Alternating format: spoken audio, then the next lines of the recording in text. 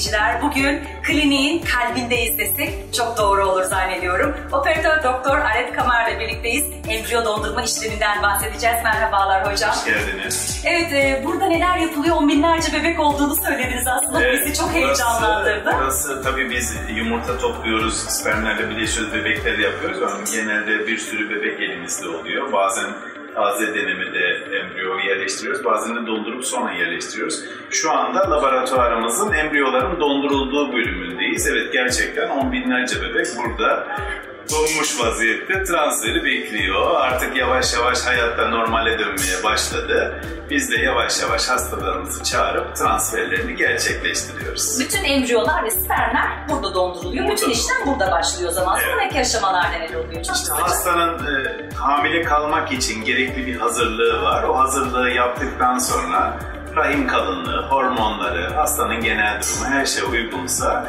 dondurulmuş olan embriyolarından yaşına göre bir ya da iki tane çözülüp rahmin içerisine naklediliyor.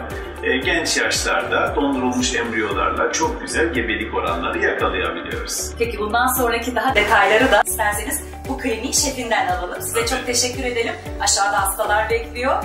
Fazla tutmayalım o zaman. Tamam, ben gideyim. Tamam, teşekkür ederiz.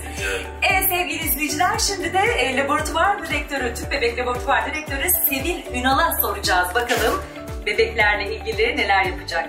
Evet, İstanbul Tüp Bebek Merkezi Kliniği'nin şu anda laboratuvarındayız ve Tüp Bebek Laboratuvar Direktörü Sevil Ünal'la birlikteyiz. Dondurulmuş embriyo işleminin ayrıntılarını konuşacağız kendisiyle. Sevil Hanım, Aret Hoca ön bilgi verdi ama sizden daha detayları alalım. Özellikle merak eden anne adayları için burada işler nasıl yürüyor? Burada dondurulmuş pek çok embriyo var. Aret Hoca'nın da biraz önce söylediği gibi. Dondurulmuş embriyolarımızı da biz eksi 196 derece sıvı azot içerisinde muhafaza ediyoruz. Dondurma yöntemi olarak da vitrifikasyon dediğimiz yöntem kullanılıyor.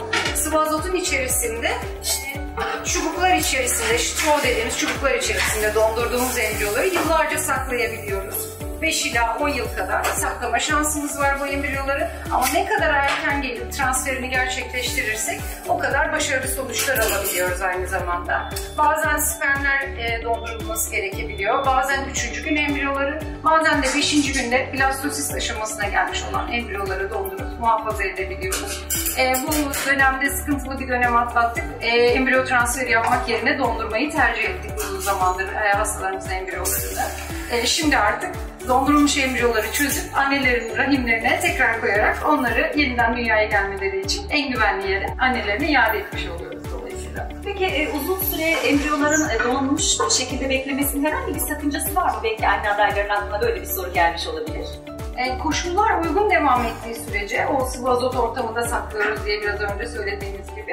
Koşulları muhafaza edebildiğimiz sürece herhangi bir sıkıntısı yok gerçekten. Çünkü bazen birinci bebeği yaptıktan sonra ilk çocuğun 2 yaşına 3 yaşına kadar gelmesini bekliyor hastalarımız. İkinci bir kardeş için de daha sonra 2-3 yıl sonra gelip ikinci çocuklarını da alıp evlerine gidebiliyorlar mutlu bir şekilde.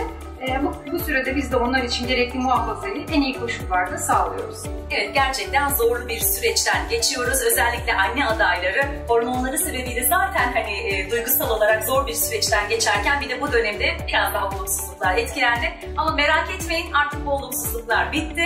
Gönül rahatlığıyla embriyo dondurma işlemi burada yapılabiliyor. Buradan böyle bir mesaj vermiş olalım. Ne dersiniz? Aynen, rahatlıkla verebiliriz. Hatta şu anda güvenle sakladığımız bu embriyolarımız içinde gelip istedikleri bir zamanda transferlerini gerçekleştirebilirler anne adaylar. Teşekkür ederiz.